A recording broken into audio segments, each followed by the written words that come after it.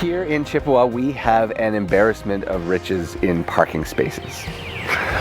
When people ask me to tell them about the church where I serve, my favorite bit of trivia is that we are one worshiping community with 2 sanctuaries, 3 parking lots, and 4 ways in. But it's the parking lots that I find the most interesting, because our vision is to worship and learn and serve and connect, and so the other things all make sense, but to maintain and keep 3 parking lots most of the time is extravagance. But the reason we do it is because for the days that we need it, we want to have the spaces available. And for the days like weddings and funerals, we need these spaces. For those 2 days are probably the biggest days in the life of most churches. Maybe for you, they were the last time you were in a church. And as different as those days might seem from each other, they're actually kind of mirror images of each other. It might sound a little bit jarring to you to think about those 2 days that are so different as being more alike than we might want them to be, but I want to suggest that they're actually kind of similar. Both days carry a kind of particular emotional weight to them. Both are days when far-flung families come together for a purpose, and both are days that celebrate some kind of a life transformation moment. Both are days that people feel drawn towards something spiritual.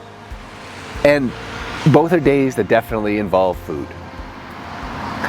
But what really marks these days is that after a funeral, a family piles into their vehicles and a string of cars winds its way to a gravesite where the body is then buried.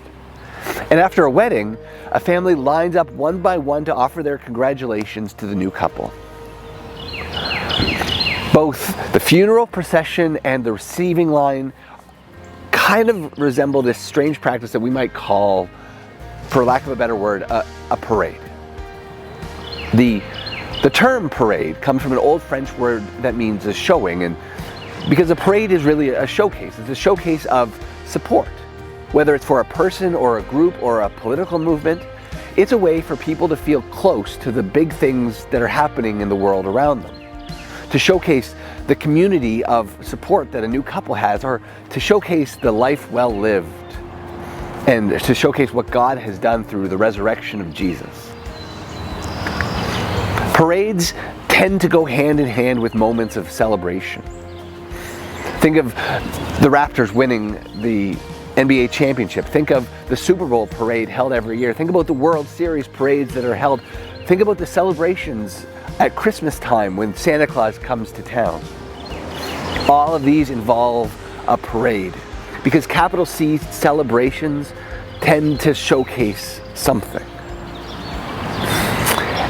And showcasing something is what this week is all about. Because this week is bookended by celebrations. And it's bookended by parades. Now, parades that look as different from each other as a funeral procession from a receiving line, granted, but parades nonetheless. Today is the start of this journey into Jerusalem as Jesus makes his way into his final week of earthly life. Riding on a donkey, we're told that people flock to his coming, that they laid down their coats on the ground as a sign of support and submission, and that they waved political flags to show their desire for freedom.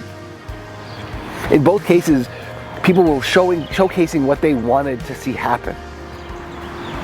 And in 7 days' time, the parade would be much more subdued, because a small group of women would be making their way to the edge of town in a funeral procession of a kind to honor the broken body of their rabbi.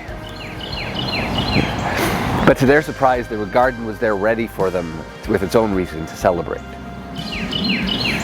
Celebration is a strange muscle to get used to using in a world that tells us that productivity and efficiency are what really matter. Because celebration asks us to put those aside. It says, be done with what needs to be done in this moment, and instead turn your attention to what can be done. Celebration is always some kind of a waste. It is wasteful to gather and cease what we could be doing to watch Santa Claus drive by. But celebration asks us to put ourselves in a different story than the one that the world tells. Because when we gather for a wedding, when we gather for a funeral, the world doesn't stop, but we do. We stop to celebrate. We pause in our moment to intentionally live into a different story with different priorities and a different end in mind. Celebration is the wonderful expression of hope that is lived out in daily life all around us. And if ever there was a reason for hope, it is everything that happens this week. So we'll see you tomorrow. Cheers.